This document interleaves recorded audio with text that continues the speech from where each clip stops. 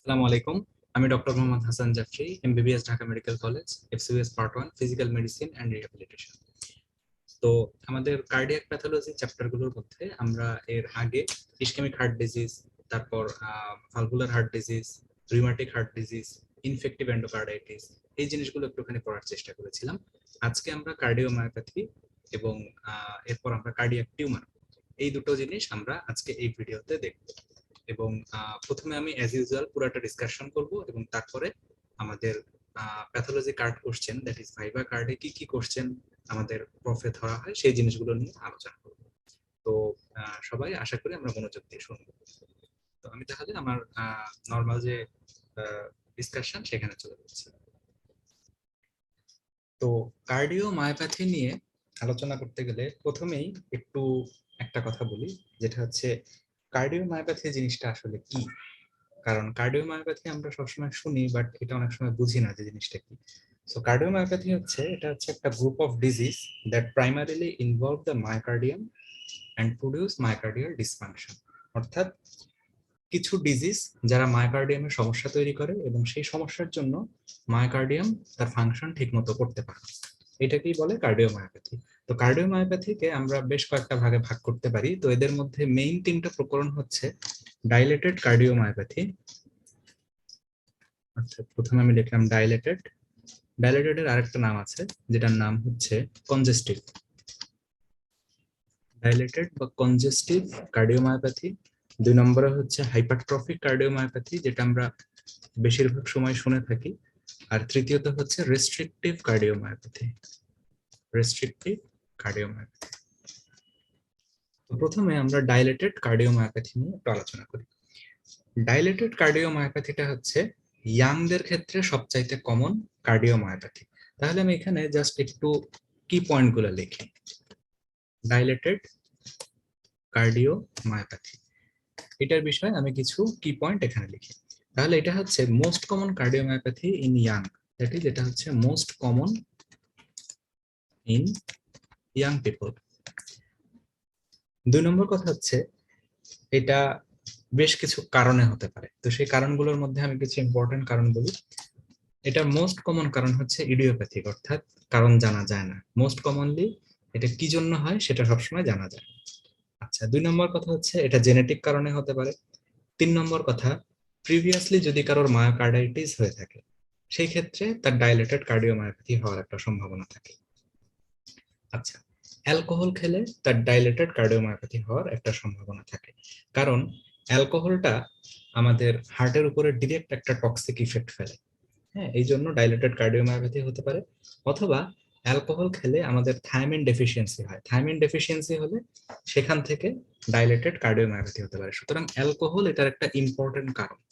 Alcohol খেলে যে cardiomyopathy হয় সেটা হচ্ছে ডাইলেটেড কার্ডিওমায়োপ্যাথি। আচ্ছা, ড্রাগস এর মধ্যে কিছু ড্রাগ আছে যারা হার্টের উপর ইফেক্ট ফেলে, যেমন ডক্সোরুবিসিন বা কোকেইন। এই টাইপের ড্রাগ গুলো খেলে কার্ডিওমায়োপ্যাথি ডাইলেটেড ভ্যারিয়েন্টটা হবে। অনেক ক্ষেত্রে দেখা যায় যে পোস্টপার্টাম পিরিয়ডে, বাচ্চা হওয়ার পরে অনেক মহিলার ডাইলেটেড কার্ডিওমায়োপ্যাথি হয়, এটা হতে পারে। এছাড়া অ্যাক্রোমেগালি, অ্যাক্রোমেগালি কিন্তু কার্ডিওমায়োপ্যাথির একটা কজ, ডাইলেটেড কার্ডিওমায়োপ্যাথির কজ। আর আরেকটা ইম্পর্টেন্ট কজ যেটা আমরা মিক্সিডিমা হার্ট হিসেবে চিনি, সিভিয়ার হাইপোথাইরয়েডিজমে হয় মিক্সিডিমা হার্ট, এটাও কিন্তু এক ধরনের ডাইলেটেড কার্ডিওমায়োপ্যাথি। তাহলে ডাইলেটেড কার্ডিওমায়োপ্যাথির ইম্পর্টেন্ট কারণের মধ্যে একটা আমি বললাম অ্যালকোহল, এছাড়া বলতে পারো মিক্সিডিমা হার্ট, যেটা হয় সিভিয়ার হাইপোথাইরয়েডিজমের ক্ষেত্রে। আম, মানে আমি খুব ইম্পর্টেন্ট কারণ দিয়ে একটা বলতেছি যেগুলা আমাদের ইন্টারেস্টের কারণ হবে, that is alcohol, myxoedema heart, এবং এরপরে হচ্ছে আমি মোস্ট কমন কজ যেটা বলছিলাম সেটা একটু বলি। Most common cause is idiopathic, আমরা কারণ জানতে পারি না, ইডিওপ্যাথিক। আর মোস্ট কমন নোন কজ কোনটা? Most common known cause is myocarditis. ঠিক আছে, তাহলে মোস্ট কমন নোন কজ হচ্ছে মায়োকার্ডাইটিস। এই সকল কারণে তাহলে আমাদের ডাইলেটেড কার্ডিওমায়োপ্যাথি হতে পারে। আচ্ছা, এখানে অ্যাকচুয়ালি কি হয়, প্যাথোফিজিওলজিটা কি? প্যাথোফিজিওলজি হচ্ছে ডাইলেটেড কার্ডিওমায়োপ্যাথিতে আমাদের হার্টের যে মায়োকার্ডিয়াম অর্থাৎ মাসেল লেয়ার, সেই মাসেল লেয়ারটা ঠিকমতো কন্ট্রাকশন করতে পারে না। কন্ট্রাকশন করতে পারে না দেখে এটা কিন্তু ডাইলেটেড, কারণ আমরা জানি যে কন্ট্রাকশনের অপোজিট হচ্ছে ডাইলেশন। সো এখানে মাসেল গুলো ডাইলেটেড অবস্থায় থাকে, ঠিক আছে, কন্ট্রাক্টিলিটিটা কমে যায়, হ্যাঁ, এবং তার জন্য হার্টটা ডাইলেটেড হয়ে যায়, এবং ডাইলেটেড হওয়া মানে কি হার্টটা বড় হয়ে যায়। সুতরাং এক্ষেত্রে global enlargement of the heart হয়, হার্টটা অনেক বড় হয়ে যায়, কারণ এর মাসেল গুলো ঠিকমতো সংকোচন করতে পারে। এক্ষেত্রে আমরা ক্লিনিক্যাল ফিচার কি পাবো? যদি আমরা দেখি যে মূলত লেফট ভেন্ট্রিকলে ডাইলেটেড কার্ডিওমায়োপ্যাথি হয়েছে, সেই ক্ষেত্রে লেফট ভেন্ট্রিকল ঠিকমতো কন্ট্রাকশন করতে পারবে না, তাহলে আমি লেফট ভেন্ট্রিকুলার ফেলিওরের সাইনগুলো পাবো। আবার যদি রাইট ভেন্ট্রিকুলার ফেলিওরে ডাইলেটেড কার্ডিওমায়োপ্যাথি হয়, অর্থাৎ রাইট ভেন্ট্রিকুলার ফেলিওর ঠিকমতো কন্ট্রাকশন করতে পারছে না, সেই ক্ষেত্রে আমরা রাইট ভেন্ট্রিকুলার ফেলিওরের সাইনগুলো পাবো। সিম্পল ব্যাপার। আচ্ছা, এর সাথে সাথে এখানে কিছু কার্ডিয়াক অ্যারিথমিয়া হতে পারে। কোন অ্যারিথমিয়া হতে পারে? Like right bundle branch block বা লেফট বান্ডেল ব্রাঞ্চ ব্লক, এগুলো হতে পারে। ঠিক আছে, এই জিনিসগুলো এখানে তাহলে হয়। তাহলে মেইনলি ফিচারের মধ্যে আমরা পাই হচ্ছে left ventricular failure and right ventricular ফেলিওরের সাইন।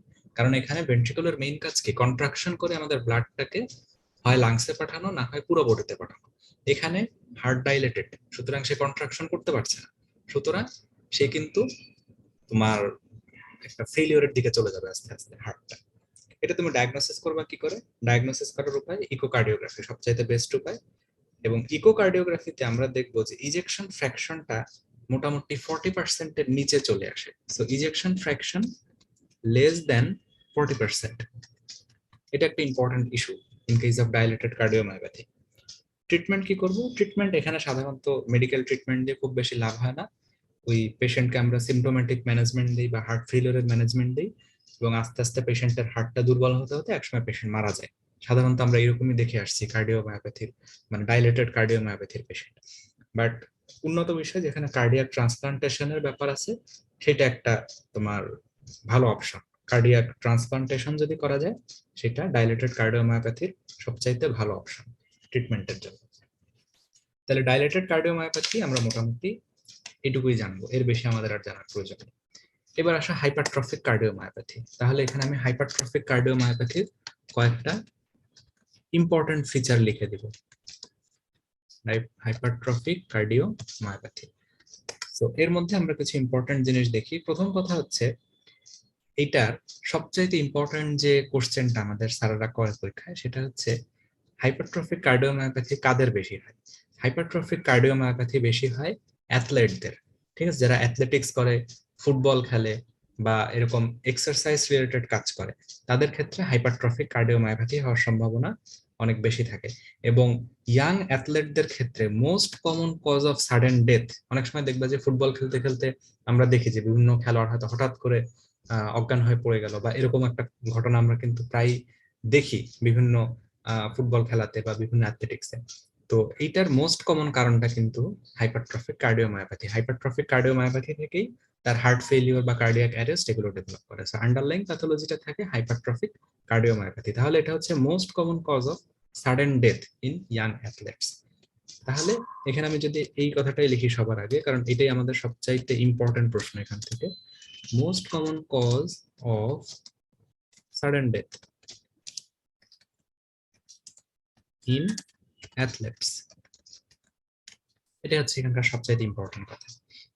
আচ্ছা, 2 নম্বর কথা হচ্ছে কিছু কিছু ক্ষেত্রে এটা ফ্যামিলিয়াল হতে পারে, এবং ফ্যামিলিয়াল যখন হয় তখন এটা হয় অটোজোমাল ডমিনেন্ট, অর্থাৎ অটোজোমাল ডমিনেন্ট প্যাটার্নে এটা জেনারেশন টু জেনারেশন তোমার যায়। ঠিক আছে, এই জিনিসটা তাহলে একটু মনে রাখতে হবে। আচ্ছা, এবং অটোজোমাল ডমিনেন্ট প্যাটার্নে যে যাচ্ছে সেক্ষেত্রে কোন ক্রোমোজোমটা ইনভলভ হয়? 11 নম্বর ক্রোমোজোমটা ইনভলভ হয় সাধারণত। ঠিক আছে, এইটুকু একটু জানলেই হবে যে এটা সাধারণত অ্যাথলেটদের হয়। 2 নম্বর কথা, এটা ফ্যামিলিয়াল হতে পারে, সেই ক্ষেত্রে 11 নম্বর ক্রোমোজোমটা এফেক্টেড হবে। আর 3 নম্বর কথা হচ্ছে স্পোরাডিক হতে পারে। স্পোরাডিক মানে হচ্ছে তার কোনো ফ্যামিলি হিস্ট্রি নাই, সে অ্যাথলেট বা ওরকম কিছু না, হঠাৎ করে তার হাইপারট্রফিক কার্ডিওমায়োপ্যাথি হচ্ছে, অনেকদিন ধরে হয়তো হয়ে গেল, হয়ে আসতেছে, এরকম একটা প্যাটার্ন হতে পারে। এটাকে আমরা বলি স্পোরাডিক। স্পোরাডিকটা সাধারণত একটু বয়স্কদের হয়।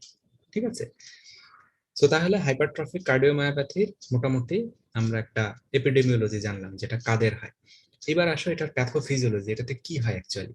এইটাতে মায়োকার্ডিয়ামের হাইপারট্রফি হয়, অর্থাৎ মায়োকার্ডিয়ামের সেলগুলো বড় হয়ে যায়। আলটিমেটলি মায়োকার্ডিয়ামটা পুরু হয়ে যায়, ঠিক হয়ে যায়। ঠিক আছে, মায়োকার্ডিয়ামটা এখানে ঠিক হয়ে যায়। তো মায়োকার্ডিয়াম ঠিক হয়ে গেলে যেটা হয়, আমাদের মায়োকার্ডিয়ামের যে আউটলেটটা, সেই আউটলেটটা সংকুচিত হয়ে যায়। অর্থাৎ এখানে আমি খুব মানে ছোট্ট করে একটা জিনিস যদি একটু আঁকি, হাইপারট্রফিক কার্ডিওমায়োপ্যাথি। নর্মালি ধরো আমাদের হার্টটা এরকম ছিল, ঠিক আছে, এরকম ডায়ামিটারের একটা ভেন্ট্রিকল ছিল। এখন এখানে হাইপারট্রফি হয়ে এরকম হয়ে গেল, ঠিক আছে, অনেক মোটা হয়ে গেল। তার মানে কি, এখানে আগে এতটা গ্যাপ ছিল, এখান থেকে ব্লাড বেরোনোর অনেক জায়গা ছিল, এখন ব্লাড বেরোনোর জায়গাটা কমে গেল। ঠিক আছে, এখানে কিন্তু মূলত সমস্যাটা যে হাইপারট্রফিটা তোমার মানে আউটলেটটাকে সংকুচিত করে দেয়। এবং হাইপারট্রফিটা সবচাইতে বেশি হয় হচ্ছে ইন্টারভেন্ট্রিকুলার সেপ্টামে, অর্থাৎ দুইটা ভেন্ট্রিকুলার মাঝখানে যে সেপ্টামটা থাকে, সেই সেপ্টামে কিন্তু হাইপারট্রফিটা বেশি হয়। এটা বেশি হয়ে আমাদের লেফট ভেন্ট্রিকলের যে আউটফ্লো ট্র্যাক্ট, এই আউটফ্লো ট্র্যাক্টটা বন্ধ হয়ে যায়। যার জন্য দেখা যায় যে অনেক সময় ব্লাড এখান থেকে ঠিকমতো বের হতে পারে না। ঠিকমতো ব্লাড বের হতে না পারলে সারা বডিতে ব্লাড পৌঁছায় না, যার জন্য আমাদের নানা রকম কমপ্লিকেশন ডেভেলপ করতে পারে। ঠিক আছে, তবে আশার ব্যাপার হচ্ছে বেশিরভাগ পেশেন্টেরই কিন্তু খুব সিভিয়ার ধরনের অবস্ট্রাকশন হয় না।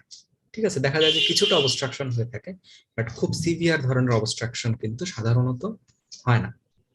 ঠিক আছে, আচ্ছা। আর তার সাথে সাথে এখানে আরো একটা ব্যাপার থাকে, যেটা প্যাথোফিজিওলজির একটা পার্ট। এই যে হাইপারট্রফি হয়ে গেল কার্ডিয়াক মাসেল গুলো, এই হাইপারট্রফি হওয়ার জন্য শুধু যে আমার মায়োসাইট গুলাই হাইপারট্রফি হয় সেটা নয়, এর সাথে আরেকটা জিনিসও হয়। সেটা হচ্ছে এর মাঝে মাঝে আমরা জানি যে হার্টের কন্ডাক্টিং সিস্টেম থাকে। কন্ডাক্টিং সিস্টেম মানে কি, আমার S A node, AV node, ভেন্ট্রিকলের ক্ষেত্রে মূলত এভি নোড, তারপর হচ্ছে বান্ডেল অফ হিজ, তারপর right bundle branch, left bundle branch. ঠিক আছে, এই জিনিসগুলো থাকে। তো এখানে যেহেতু আমার মাসেল গুলো অনেক ফুলে যাচ্ছে, তো এই মাসেল গুলো অ্যাকচুয়ালি আমার কন্ডাক্টিং সিস্টেমকে ঠিক মতো কাজ করতে দেয় না। অর্থাৎ অ্যাবারেন্ট মায়োফাইব্রিল থাকে, যারা কন্ডাক্টিং সিস্টেমকে ঠিকমতো কাজ করতে দেয় না, যার জন্য আমার হার্টের যে ইলেকট্রিক্যাল অ্যাক্টিভিটি সেটাও ঠিকমতো হয় না। এই জন্য আমার ভেন্ট্রিকুলার মাসেল গুলো মানে একটা রিদমিক যে কন্ট্রাকশন আগে করতো সেটা করতে পারে না, আলটিমেটলি পেশেন্টের অ্যারিথমিয়া ডেভেলপ করে এবং একসময় পেশেন্ট মারা যায়। তাহলে হাইপারট্রফিক কার্ডিওমায়োপ্যাথির প্যাথোজেনেসিসের মধ্যে দুইটা জিনিস, একটা হচ্ছে এই মায়োকার্ডিয়ামের হাইপারট্রফি, এটা তো একটা ব্যাপার যার জন্য আউটফ্লো ট্রাক্টের অবস্ট্রাকশন হয়। দুই নম্বর কথা, এই মাসেলের হাইপারট্রফির জন্য এর মাঝখানে যে conducting system of the heart থাকে, সেই জিনিসটা ঠিকমতো কাজ করতে পারে না। ঠিকমতো কাজ না করতে পারলে কি হবে, অ্যারিথমিয়া হবে, অর্থাৎ রিদমের অভাব, তারপরে পেশেন্টের সাডেন ডেথ হবে। তাহলে হাইপারট্রফিক কার্ডিওমায়োপ্যাথিতে মোটামুটি এই জিনিসগুলো হয়। এখন আসো ক্লিনিক্যাল ফিচার্স। ক্লিনিক্যাল ফিচার্স এর মধ্যে এখানে কি কি হতে পারে, যেহেতু এখানে একটা সংকুচিত জায়গার মধ্য দিয়ে অনেক ব্লাড বের হয়, সেই জন্য এই সকল ক্ষেত্রে একটা ইজেকশন মারমার পাওয়া যায় বা সিস্টোলিক একটা মারমার পাওয়া যায়। ঠিক আছে, সিস্টোলিক একটা মারমার আমরা সাধারণত লেফট সাইড অফ দ্য হার্টের ক্ষেত্রে মূলত পাই, কারণ left side of the heart কিন্তু এমনিতেই একটু থিক, তারপরে আরো থিক হয়ে গিয়ে আউটফ্লো ট্রাক্ট অবস্ট্রাকশন হয়ে গিয়ে ছোট্ট জায়গার মধ্য দিয়ে অনেক বেশি ব্লাড বেরোতে হয়, যার জন্য এখানে একটা অ্যাবনর্মাল হার্শ একটা হার্ট সাউন্ড পাওয়া যায়, যেটাকে আমরা বলি মারমার। ঠিক আছে, এবং এটা সিস্টোলের অবস্থায় পাওয়া যায়, কারণ সিস্টোলিক ক্ষেত্রেই তো এখান থেকে ব্লাড গুলো বের হওয়ার চেষ্টা করে, তখন এখানে একটা শব্দ হয়, এটাই হচ্ছে সিস্টোলিক মারমার। আচ্ছা, এবং যত বেশি অবস্ট্রাকশন হবে এখানে মারমারটা তত জোরে শোনা যাবে, অর্থাৎ যত ছোট জায়গা হবে তার মধ্যে দিয়ে বেশি ব্লাড পাস করতে গিয়ে তত বেশি শব্দ হবে। ঠিক আছে, আর এই জিনিসটা কিন্তু এখানে ইম্পর্টেন্ট। তুমি যদি একটু বেশি মারমার পাও, বেশি একটা হার্ট মানে অ্যাবনর্মাল হার্শ একটা হার্ট সাউন্ড পাও, সেক্ষেত্রে বোঝা যাবে যে এখানে অবস্ট্রাকশনটা কিন্তু অনেক বেশি। আর যখন তুমি মারমারের ইন্টেন্সিটি কম পাবা, তখন বুঝবা যে অবস্ট্রাকশনটা সাধারণত একটু কমের দিকে আছে। ঠিক আছে, এটা একটুখানি এখানে মনে রাখতে হবে। আচ্ছা, আর এখান থেকে আর ইম্পর্টেন্ট ফিচারের মধ্যে আরেকটা ফিচার আসতে পারে, যেটা পেশেন্ট নিজে বলবে। সেটা হচ্ছে সে এক্সারসাইজ করার সময় অনেক ক্ষেত্রে চেস্ট পেইন অনুভব করে বা অজ্ঞান হয়ে যায়। এটা কেন হয়, কারণ এই যে হার্টের মাসেলটা মোটা হয়ে গেছে, এই জায়গাকে কিন্তু বেশি পরিমাণ তাহলে ব্লাড সাপ্লাই করতে হয়। এখন এক্সারসাইজের সময় হার্টকে বেশি কাজ করতে হয়, তো ওই বেশি কাজ করার জন্য এই বেশি মাসেলকে যেই পরিমাণ ব্লাড সাপ্লাই দেওয়ার প্রয়োজন, সেটা কিন্তু সবসময় আমার হার্ট বা আমার বডি দিতে পারে না, যার জন্য একটা চেস্ট পেইন হয়। অর্থাৎ এক্সারসাইজের সময় এই সকল পেশেন্টের অ্যানজাইনা ডেভেলপ করতে পারে। দ্বিতীয় কথা হচ্ছে, এক্সারসাইজের সময় এই সকল পেশেন্টের সিনকোপ ডেভেলপ করতে পারে। কারণ আমরা জানি যে মডারেট এক্সারসাইজের সময় কিন্তু আমাদের কার্ডিয়াক আউটপুট 5 গুণ বৃদ্ধি পায়।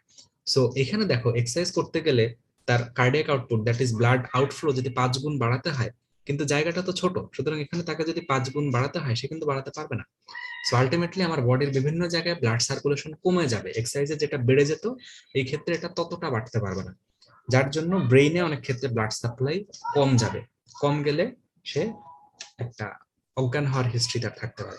অর্থাৎ এক্সারসাইজ করতে গেলে তার বুকে ব্যথা হবে, এক্সারসাইজ করতে গেলে সে অজ্ঞান হয়ে যেতে পারে, এই ধরনের একটা হিস্ট্রি আসতে পারে। কারণ এক্সারসাইজ করতে গেলে আমার পুরো বডিতে অনেক বেশি ব্লাড সাপ্লাই দরকার হয়, বাট এখানে একটা ছোট্ট অংশ দ্যাট ইজ অবস্ট্রাকশন থাকায় এই ব্লাড গুলো এখান থেকে খুব বেশি বের হতে পারে না, যার জন্য অতিরিক্ত ব্লাড সাপ্লাই গুলো আমার বডিতে যেতে পারে না। সেই জন্য পেশেন্ট সিনকপ ডেভেলপ করতে পারে ডিউরিং এক্সারসাইজ। ঠিক আছে। আর আরেকটা ব্যাপার হচ্ছে, যেহেতু এখানে আমি বলেছিলাম যে অ্যারিথমিয়া হয়, অ্যারিথমিয়ার মধ্যে মূলত হয় ventricular fibrillation. So ventricular fibrillation হলে এই ভেন্ট্রিকলটা ঠিকমতো কন্ট্রাকশন করতে পারে না, যার জন্য আলটিমেটলি পেশেন্ট সাডেনলি মারা যায়, সাডেন ডেথ হয়। ঠিক আছে। অনেক কিন্তু অ্যাথলেটের এরকম হিস্ট্রি আছে যারা সাডেনলি ফুটবল খেলতে খেলতে বা অ্যাথলেটিক্স করতে করতে মারা গিয়েছে। এটা দেখা যায়, তার কারণ এটাই যে সকল পেশেন্টের ভেন্ট্রিকুলার ফিব্রিলেশন ডেভেলপ করে, অর্থাৎ এই মাসেলের মধ্যে যে কন্ডাক্টিং সিস্টেম সেটা ঠিকমতো ফাংশন করতে না পারায় অ্যারিথমিয়া অর্থাৎ ভেন্ট্রিকুলার ফিব্রিলেশন ডেভেলপ করে। কিভাবে আমরা ডায়াগনোসিস করব? ইকোকার্ডিওগ্রাফি দিয়ে আমরা ডায়াগনোসিস করব, কারণ হার্টের যে কোনো কন্ডিশনকে আমরা ইকোকার্ডিওগ্রাফি দিয়ে সবচেয়ে ভালো ডায়াগনোস করতে পারি। ট্রিটমেন্ট কিভাবে করব? ট্রিটমেন্ট অ্যাকচুয়ালি এই সকল পেশেন্টকে আমরা বলি যে আপনারা খুব বেশি এক্সারসাইজে যাবেন না, নর্মাল যে এক্সারসাইজ বা নর্মাল খেলাধুলা এগুলো করবেন, কিন্তু অতিরিক্ত খেলাধুলা অতিরিক্ত এক্সারসাইজ এগুলোতে যাওয়া যাবে না। 2 নম্বর কথা হচ্ছে কিছু ড্রাগ অ্যাভয়েড করতে হয়, যেমন ডায়ুরেটিক্স অ্যাভয়েড করা যায়। ঠিক আছে। বা ফোর্স অফ কন্ট্রাকশন যেই ড্রাগ গুলো বাড়ায় যেমন ডিজিটালিস, এই ড্রাগ গুলোকে অ্যাভয়েড করতে হবে। ঠিক আছে, এটা একটা ব্যাপার। বিটা ব্লকারকে আমরা দিতে পারি এক্ষেত্রে, কারণ বিটা ব্লকার দিলে হার্ট রেট কমে, এবং এই সকল ক্ষেত্রে হার্ট রেট কমলে যেটা হয় হার্টটা একটু ঠান্ডা মাথায় কাজ করতে পারে। ঠিক আছে। এমনিতেই তার আউটফ্লো অবস্ট্রাকশন, এখানে তুমি যদি হার্ট রেট বাড়ায় দাও তাহলে কিন্তু সে ঠিকমতো ব্লাডটাকে পাম্প করতে পারবে। সুতরাং ব্লাডটাকে ঠিকমতো পাম্প করানোর জন্য আমরা হার্ট রেটটা কমাই দেবো, যার জন্য আমরা বিটা ব্লকার ইউজ করি। আচ্ছা, এর সাথে যদি তার অ্যারিথমিয়া থাকে সেই ক্ষেত্রে আমরা একটা ডিফিব্রিলেটর দিতে পারি, অর্থাৎ ভেন্ট্রিকুলার ফিব্রিলেশন থাকলে আমরা ডিফিব্রিলেটর ইমপ্লান্টেশন করতে পারি তার হার্টে। ঠিক আছে। এই হচ্ছে মোটামুটি। তো ট্রিটমেন্ট তো আমাদের অত লাগবে না, মূলত আমরা প্যাথোজেনেসিস কি হয় এবং কি কি সিমটম হয় এই জিনিসগুলোই মূলত জানতে চাচ্ছি। তো এর মধ্যে অ্যাকচুয়ালি ইম্পর্টেন্ট মেইন কথা হচ্ছে এইটাই যে সাডেনলি এই সকল পেশেন্ট মারা যায়। আর আরেকটা ইম্পর্টেন্ট কথা হচ্ছে এই সকল ক্ষেত্রে পেশেন্টের অ্যারিথমিয়া হবে। ঠিক আছে, এই জিনিসটা আমি লিখিনি, সুতরাং এটা লিখি। অ্যারিথমিয়া হবে, কোন অ্যারিথমিয়া হবে? মূলত হবে হচ্ছে ভেন্ট্রিকুলার ফিব্রিলেশন। ঠিক আছে। So, এই জিনিসগুলো আমাদের এই হাইপারট্রফিক কার্ডিওমায়োপ্যাথি থেকে পড়তে হবে। এবার আসি আমরা রেস্ট্রিকটিভ কার্ডিওমায়োপ্যাথি, 3 নম্বর টাইপ, যেটা restrictive cardiomyopathy. So restrictive কার্ডিওমায়োপ্যাথিটা actually কাদের হয় একটু দেখো। রেস্ট্রিকটিভ কার্ডিওমায়োপ্যাথি হচ্ছে অনেকের ওপেন হার্ট সার্জারির পরে অনেক সময় মায়োকার্ডিয়ামে কিছু ইনজুরি হয়, অর্থাৎ হার্ট ওপেন করতে গিয়ে মায়োকার্ডিয়ামে কিছু ইনজুরি হয়। ইনজুরি হয় ওখানে মায়োকার্ডিয়াল ফাইব্রোসিস ডেভেলপ করে। ফাইব্রোসিসের জন্য ওই সকল মাসেলগুলো ঠিকমতো কন্ট্রাকশন করতে পারে না, যার জন্য একটা রেস্ট্রিকশন হয়, অর্থাৎ মাসেল কন্ট্রাকশনের একটা রেস্ট্রিকশন ডেভেলপ করে। এই ক্ষেত্রে রেস্ট্রিকটিভ কার্ডিওমায়োপ্যাথি থাকে।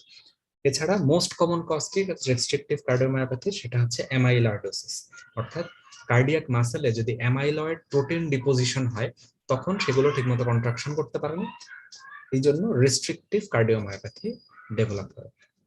রেস্ট্রিকটিভ মানে কি? অর্থাৎ হার্টটা যতটুকু ফোলার কথা ছিল সেটা ততটুকু ফুলতে পারবে না, এটাই হচ্ছে রেস্ট্রিকশন। তো এখানে দেখো মায়োকার্ডিয়াল ফাইবারের ফাইব্রোসিস হলেও সে ঠিকমতো ফুলতে পারবে না, এখানে যদি অ্যামাইলয়েড প্রোটিন জমা হয় তাহলেও সে ঠিকমতো ফুলতে পারবে না। আলটিমেটলি এই জিনিসটাকে আমরা তখন রেস্ট্রিকটিভ কার্ডিওমায়োপ্যাথি বলবো। তাহলে এটার ইম্পর্টেন্ট কারণের মধ্যে কি আছে দেখো। মোস্ট ইম্পর্টেন্ট কারণ হচ্ছে অ্যামাইলয়েডোসিস। এছাড়া আরেকটা ইম্পর্টেন্ট কারণ হচ্ছে মায়োকার্ডিয়াল ফাইব্রোসিস, এবং এটা ডেভেলপ করে কখন? Due to open heart surgery. Open heart surgery. আচ্ছা, এছাড়া আরো বিভিন্ন কারণে রেস্ট্রিকটিভ কার্ডিওমায়োপ্যাথি হতে পারে, যেমন সার্কয়েডোসিসে হতে পারে। ঠিক আছে, সার্কয়েড ডিপোজিশনের জন্য। সিস্টেমিক স্ক্লেরোসিসে হতে পারে, এরকম বেশ কয়েকটা কারণ আছে। হিমোক্রোমাটোসিসে হতে পারে, যদি মায়োকার্ডিয়ামে আয়রন জমা হয় সেই ক্ষেত্রে হিমোক্রোমাটোসিস হতে পারে। আচ্ছা, এই ক্ষেত্রে কি হয়, প্যাথোফিজিওলজিটা কি? প্যাথোফিজিওলজি হচ্ছে এখানে হার্টটা ঠিকমতো ফুলতে পারে না, দ্যাট ইজ ডায়াস্টলের সময় যে ফোলার কথা ছিল সেই ফোলাটা ঠিকমতো হয় না, যার জন্য এ ঠিকমতো ব্লাডটা সারা বডি থেকে রিসিভ করতে পারে না এবং ব্লাডটাকে সারা বডিতে সার্কুলেটও করতে পারে না। ঠিক আছে, অর্থাৎ এটাকে আমরা এক কথায় বলি ডিক্রিজড ভেন্ট্রিকুলার কমপ্লায়েন্স। ঠিক আছে, ডিক্রিজড ভেন্ট্রিকুলার কমপ্লায়েন্স, অর্থাৎ সে ঠিকমতো ফুলতে পারে না। ডাইলেটেডে দেখো সে ঠিকমতো কন্ট্রাকশন করতে পারে না, আর রেস্ট্রিকটিভে সে ঠিকমতো ডাইলেশন করতে পারে না, অর্থাৎ একটার একটার অপোজিট কিন্তু।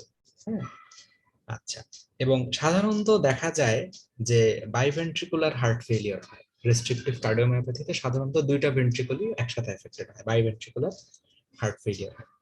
এক্ষেত্রে ক্লিনিক্যাল ফাইন্ডিংস কি পাবা? এক্ষেত্রে ক্লিনিক্যাল ফাইন্ডিংস একই, অর্থাৎ ডাইলেটেডে যেমন আমরা হার্ট ফেলিয়ারের ক্লিনিক্যাল ফাইন্ডিংস পেতাম, রেস্ট্রিকটিভও হার্ট ফেলিয়ারটাই পাবো, কারণ এখানেও তো আলটিমেটলি সে ডাইলেটেড হতে পারছে না, দ্যাট ইজ ডায়াস্টলে যেতে পারতেছে না, যার জন্য পুরো বডির ব্লাডটাকে সে রিসিভ করতে পারছে না, যার জন্য সে পুরো বডিতে ব্লাডটাকে সার্কুলেটও করতে পারছে না, আলটিমেটলি হার্টটা ফেলিয়ারের দিকে চলে যাবে। সেই জন্য এখানে আমরা লেফট ভেন্ট্রিকুলার ফেলিয়ার বা রাইট ভেন্ট্রিকুলার ফেলিয়ারের সাইন পাবো। ঠিক আছে, ডায়াগনোসিস কনফার্ম করব কি করে? ইকোকার্ডিওগ্রাফি দিয়ে। ট্রিটমেন্ট কিভাবে করব? ট্রিটমেন্ট হচ্ছে লাইক যদি এখানে তোমার অ্যামাইলয়েডোসিস হয় সেটা ট্রিটমেন্ট করতে হবে, বা সার্কোইডোসিস হলে ট্রিটমেন্ট করতে হবে, বা হিমোক্রোমাটোসিস হলে সেটা ট্রিটমেন্ট করতে হবে, বাট স্পেসিফিক কোনো ট্রিটমেন্ট নাই। ট্রিটমেন্ট অফ দ্য কজ, এইটুকুই জাস্ট এখানে ট্রিটমেন্টের মধ্যে। তো মোটামুটি আমাদের কার্ডিওমায়োপ্যাথি থেকে এইটুকু জানলেই হয়। কার্ডিওমায়োপ্যাথি থেকে খুব বেশি প্রশ্ন করা হয় না, মূলত টাইপস, তারপর হাইপারট্রফিক কার্ডিওমায়োপ্যাথির কাদের হয়, ঠিক আছে, এই জিনিসটা এটা একটু প্যাথোজেনেসিসটা পড়তে হবে। আর তার সাথে হচ্ছে ডাইলেটেড কার্ডিওমায়োপ্যাথিতে কি হয়, এখানে প্যাথোজেনেসিসটা একটু পড়ো, রেস্ট্রিকটিভটা হয়তো অতটা প্রয়োজন হয় না। আর প্যাথোলজি কার্ডের মধ্যে মূলত হাইপারট্রফিক কার্ডিওমায়োপ্যাথি কি এই রিলেটেড একটা প্রশ্ন আছে, তো সেই ক্ষেত্রে তোমাকে জাস্ট হাইপারট্রফিক কার্ডিওমায়োপ্যাথিতে কি হয় সেটা বলতে হবে। এখানে কার্ডিয়াক হাইপারট্রফি হয়, হাইপারট্রফি জন্য এখানে অ্যাকচুয়ালি এই যে তুমি বলবা যে আউটফ্লো ট্র্যাক্টর অবস্ট্রাকশন হয়, যে জন্য ঠিকমতো তোমার ব্লাডটা পাস করতে পারে না। 2 নাম্বার কথা, এখানে অনেক সময় অ্যারিথমিয়া ডেভেলপ করে, কারণ এই তোমার মাসেল ফাইবার গুলো কন্ডাক্টিং সিস্টেমকে ঠিকমতো কাজ করতে দেয় না, যার জন্য এখানে তোমার অ্যারিথমিয়া ডেভেলপ করে, যার জন্য পেশেন্ট মারা যায়। এবং এটাতে মোস্ট কমন হচ্ছে কাদের ক্ষেত্রে? অ্যাথলেটদের ক্ষেত্রে। অ্যাথলেটদের সাডেন ডেথের মোস্ট কমন কজ হচ্ছে হাইপারট্রফিক কার্ডিওমায়োপ্যাথি। ঠিক আছে, এটা এখান থেকে মনে রাখতে হবে। আর অ্যারিথমিয়া ভেন্ট্রিকুলার ফিব্রিলেশন এটার একটা কমপ্লিকেশন। কেমন? তাহলে কার্ডিওমায়োপ্যাথি থেকে আমাদের খুব কম কার্ড কোশ্চেন একটাই আছে, সেটা হচ্ছে হাইপারট্রফিক কার্ডিওমায়োপ্যাথি থেকে, সেটা আমরা জানলাম। এবার আসো আমরা কার্ডিয়াক টিউমার সম্পর্কে একটু জানি। ঠিক আছে, কার্ডিয়াক টিউমার থেকে আসলে তেমন কিছুই প্রশ্ন বা এরকম কিছু করা হয় না, তো তারপরও আমরা একটুখানি, যেহেতু এটা আমাদের সিলেবাসে আছে, সেই হিসেবে আমরা একটু কার্ডিয়াক টিউমারটা পড়বো, অর্থাৎ একদম বেসিক জিনিসগুলো যেগুলো না জানলেই নয়। এবং তার সাথে সাথে আমরা একটু কার্ড কোশ্চেনে যদি কোনো প্রশ্ন থেকে থাকে সেটা নিয়ে একটু আলোচনা করবো। তো কার্ডিয়াক যে কোনো টিউমার আমরা জানি যে 2 ধরনের, একটা হচ্ছে প্রাইমারি, একটা হচ্ছে সেকেন্ডারি। প্রাইমারি হচ্ছে সাপোজ কার্ডিয়াক মানে হার্টের প্রাইমারি টিউমার, মানে হার্টেই যে টিউমারটার উৎপত্তি সেটা হচ্ছে হার্টের প্রাইমারি টিউমার। ঠিক আছে, তো হার্টের প্রাইমারি টিউমার খুবই কম, এটা প্রায় নেই বললেই চলে। ঠিক আছে, আর সেকেন্ডারি টিউমার অর্থাৎ অন্য জায়গার টিউমার হার্টে এসে মেটাস্টাসিস করেছে, এইটার সংখ্যাই বেশি। মেটাস্টাসিসটা মোর কমন হার্টের ক্ষেত্রে, প্রাইমারি টিউমারটা অতটা কমন না। তো মেটাস্টাসিস কোথা থেকে হতে পারে? মোস্ট কমনলি মেটাস্টাসিস হয় হচ্ছে লাং কার্সিনোমা থেকে, কারণ লাং তো অ্যাকচুয়ালি হার্টের চারিদিকে থাকে, তো ওইখান থেকে হার্টে অনেক সময় মেটাস্টাসিস হয়ে আসতে পারে। আচ্ছা, আর মেটাস্টাসিস হয়ে সবচেয়ে কমনলি কোথায় যায়? পেরিকার্ডিয়ামে যায়। So most common tumour of the heart হচ্ছে মেটাস্ট্যাটিক টিউমার। মোস্ট কমনলি কোথায় মেটাস্টাসিস হয়? সেটা হচ্ছে পেরিকার্ডিয়ামে মেটাস্টাসিস হয়ে এখানে পেরিকার্ডিয়াল ইফিউশন, পেরিকার্ডাইটিস, এই টাইপের বিভিন্ন জিনিস ডেভেলপ করতে পারে। ঠিক আছে, তো কার্ডিয়াক টিউমারের মধ্যে একটা এগুলা গেল সেকেন্ডারি টিউমার মূলত, যেটা মোস্ট কমন। আর প্রাইমারি টিউমার যদি বলো, তাহলে হার্টের প্রাইমারি টিউমারের নাম হচ্ছে মিক্সোমা। সো আমি একটুখানি লিখি এখানে, তাহলে সুবিধা হবে। সেকেন্ডারি টিউমার, হচ্ছে মোস্ট কমন। ঠিক আছে, এবং সেটা মূলত অ্যাটাক করে কোথায়? পেরিকার্ডিয়াম। ঠিক আছে, এটা আমরা এখান থেকে জানলাম। আর প্রাইমারি টিউমারটা লেস কমন, বাট প্রাইমারি টিউমারের মধ্যে মোস্ট কমন হচ্ছে কোনটা? Cardiac myxoma. Primary tumour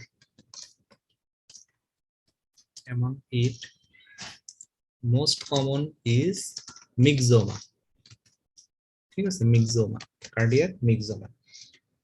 so cardiac মিক্সোমাটা হচ্ছে সাধারণত কার্ডিয়াক মাসেলের একটা টিউমার, এবং এটা সাধারণত বিনাইন টিউমার। ঠিক আছে, এটা সাধারণত বিনাইন টিউমার, এটা মনে রাখতে হবে। তো এটা আমি একটুখানি ব্র্যাকেটে লিখে দিই, খুব কমন জিনিসগুলো। এটা বিনাইন টিউমার, এটা সাধারণত লেফট অ্যাট্রিয়ামে হয়, মূলত 90% ক্ষেত্রে এটা লেফট অ্যাট্রিয়ামে হয়, এবং লেফট অ্যাট্রিয়ামে হয়ে এটা মাইট্রাল স্টেনোসিস করে। সো মাইট্রাল স্টেনোসিস করে লেফট অ্যাট্রিয়ামের নিচে, যেহেতু মাইট্রাল ভালভ, সো মাইট্রাল ভালভকে এরা সংকুচিত করে মাইট্রাল স্টেনোসিস করে। ঠিক আছে, এই মোটামুটি। আর এটাকে আমরা ডায়াগনোসিস করি সাধারণত তোমার ইকোকার্ডিওগ্রাফি করে, বাট অনেক সময় ট্রান্স ইসোফেজিয়াল ইকোকার্ডিওগ্রাফি প্রয়োজন হয়, অর্থাৎ ইসোফেগাসের মধ্য দিয়ে আমরা ইকোকার্ডিওগ্রাফিটা করি, এরকম প্রয়োজন হয়। আরেকটা কার্ডিয়াক টিউমার যেটা আমরা অনেক সময় চিলড্রেনদের ক্ষেত্রে দেখি, সেটা হচ্ছে র্যাপডোমায়োমা। ঠিক আছে, র্যাপডোমায়োমা অর্থাৎ কার্ডিয়াক মাসেলেরই টিউমার, এটা হচ্ছে র্যাপডোমায়োমা। ঠিক আছে, এই তো এখান থেকে আর তেমন কিছু আমাদের জানার নাই কার্ডিয়াক টিউমার থেকে। কার্ডিয়াক টিউমার থেকে অ্যাকচুয়ালি কার্ডের কোনো প্রশ্ন আছে কিনা আমরা একটু দেখি। না, কার্ডিয়াক টিউমার থেকে কার্ডেও কোনো প্রশ্ন নেই, অর্থাৎ এখান থেকে ভাইভাতে খুবই রেয়ারলি প্রশ্ন ধরা হয়। ঠিক আছে, যতটুকু বললাম অতটুকু জানলেই মোটামুটি হয়। তো আপাতত আমাদের এই সেশনটা এইটুকুই। পরবর্তী সেশনে আমরা আরো কিছু কার্ডিয়াক প্যাথোলজি নিয়ে আলোচনা করব। তো সবাইকে ধন্যবাদ, এবং কোনো প্রয়োজন হলে বা কোনো প্রশ্ন থাকলে আমার এই FB ID তে একটা মেসেঞ্জারে আমাকে নক দেওয়ার জন্য অনুরোধ করা হবে। সো সবাইকে ধন্যবাদ। আসসালামু আলাইকুম।